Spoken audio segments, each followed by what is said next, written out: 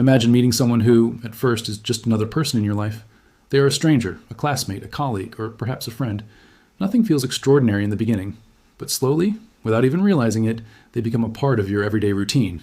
You start waiting for their messages, smiling when their name appears on your phone, sharing your happiest moments with them, and turning to them whenever life becomes difficult.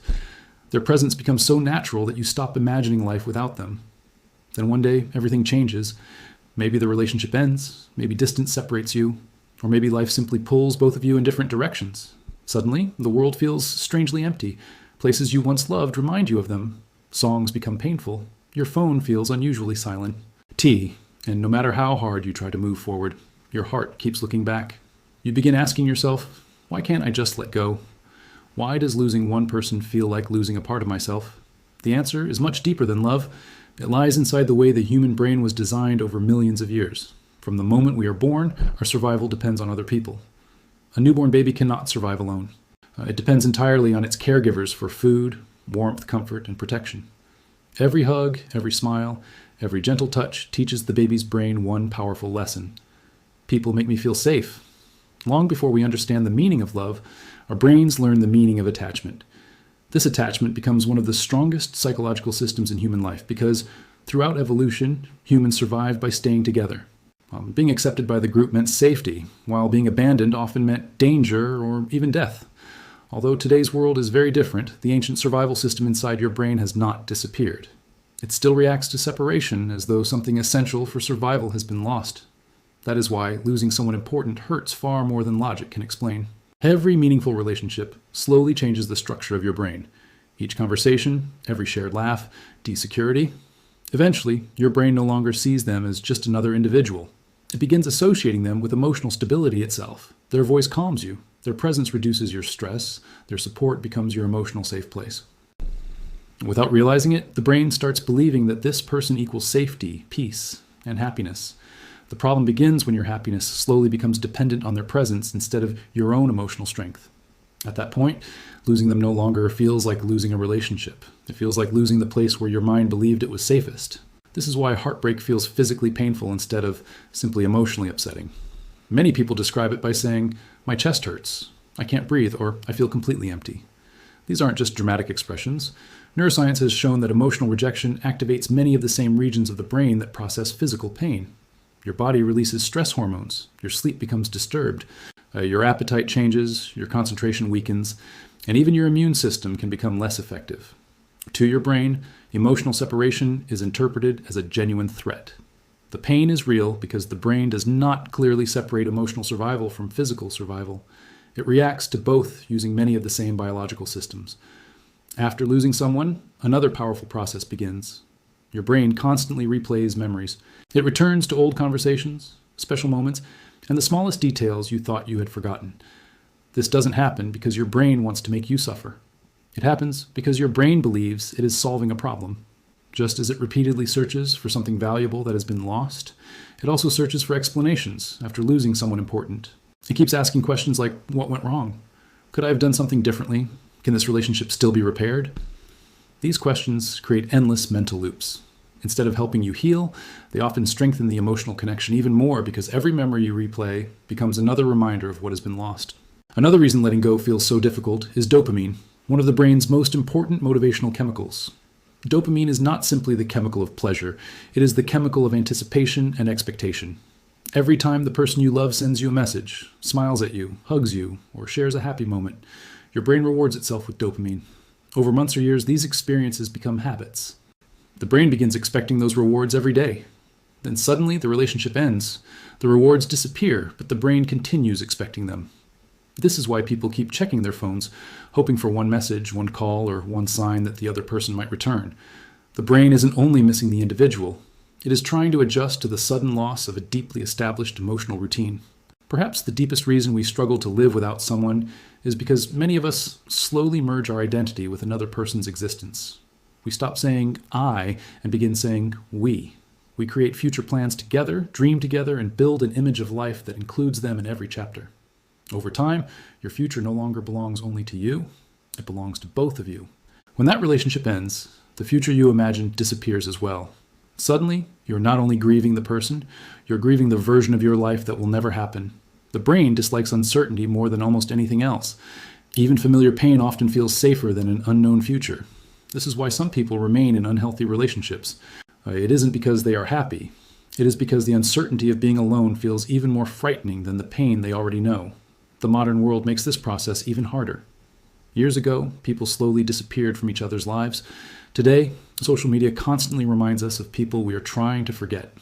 Every photo, story, online status, or old conversation reactivates the emotional pathways inside the brain. Well, healing becomes more difficult because the brain keeps receiving signals that the person is still somehow present. Real recovery often requires giving the brain enough time and enough distance to build entirely new emotional pathways instead of continuously strengthening the old ones. The most important lesson, however, is this. The goal is not to stop loving people. Human connection is one of the greatest gifts we have. The goal is to build a life where your happiness does not depend entirely on another person's presence. Love should add meaning to your life, not become the only source of it. Because when another person becomes your entire world, losing them feels like losing yourself. But when you build a strong relationship with your own mind, your own purpose, and your own identity, love becomes something beautiful instead of something you cannot survive without. In the end, the strongest relationships are not built between two incomplete people searching for someone to save them. They are built between two whole people who choose to walk through life together, knowing that even if life separates them one day, neither of them will lose themselves in the process. The truth is, most people don't actually miss the person, as much as they miss the feeling that person gave them. When someone becomes an important part of your life, they don't just occupy space in your memories, they begin to influence your emotions, your routines, your confidence, and even your sense of purpose. You laugh because of them, dream because of them, and sometimes even believe in yourself because they believe in you. Over time, your brain quietly connects your emotional well-being to their presence.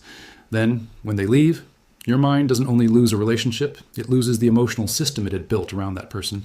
This is why even simple things become painful. A familiar street, a favorite song, a coffee shop, or even a particular smell can suddenly bring back memories you thought you had forgotten.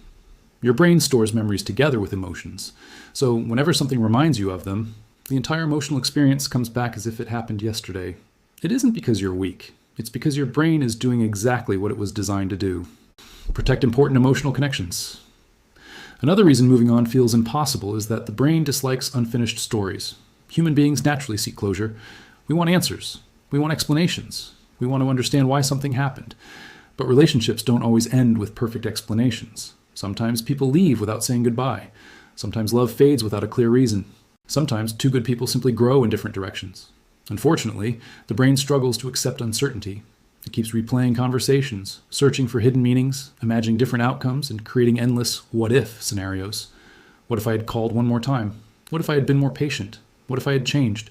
These questions trap people because they create the illusion that the past can somehow be rewritten. In reality, the brain isn't finding answers. It is simply refusing to accept that the story has already ended.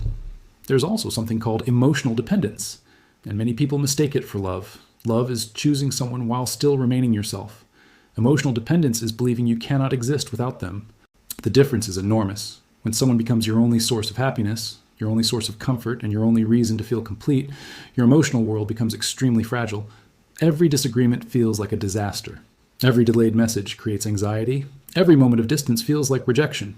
Instead of enjoying love, you begin fearing its loss every single day. Ironically, the more dependent we become, the more pressure we place on the relationship itself.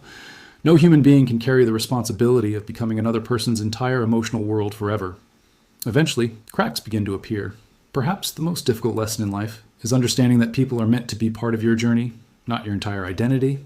The healthiest relationships are built between two complete people, not two incomplete people trying to fix each other. When you have your own goals, your own purpose, your own passions, and your own sense of self, love becomes something beautiful that adds to your life instead of becoming something your life completely depends on. This doesn't make your love weaker. It makes it healthier. Because true love doesn't erase who you are. It allows both people to grow while standing beside each other.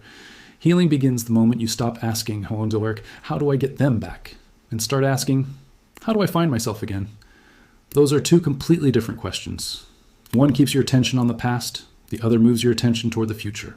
Your brain slowly begins creating new routines, new memories, and new emotional connections. At first, the progress feels invisible. The pain is still there. The silence still hurts. But every day you continue living, your brain rewires itself a little more. New experiences weaken old emotional pathways while strengthening new ones. The memories never completely disappear, but they slowly lose their power to control you. One day, you'll notice something unexpected. You'll hear the song that once made you cry, and instead of pain, you'll simply smile. You'll visit the place where you once felt broken, and it will no longer feel heavy. You'll remember their name without your heart racing, not because they were unimportant, but because your brain has finally accepted that life continues. Healing doesn't mean forgetting someone. It means remembering them without losing yourself in the memory. So why can't we live without someone? The answer is that for a while, our brain truly believes we can't. It confuses attachment with survival, familiarity with safety, and emotional dependence with love. But the beautiful thing about the human brain is that it can learn again. Just as it once learned to attach, it can learn to heal. Just as it once built a life around one person, it can build a new life around new experiences, new relationships, and a stronger version of yourself. Never forget this. The person you were before you met them still exists inside you. They didn't take your happiness with them. You simply forgot where you left it. And perhaps the greatest love story you'll ever experience is not the one where someone stays forever. It's the one where, after losing everything you thought you needed, you discover that the strongest person you were searching for was you all along.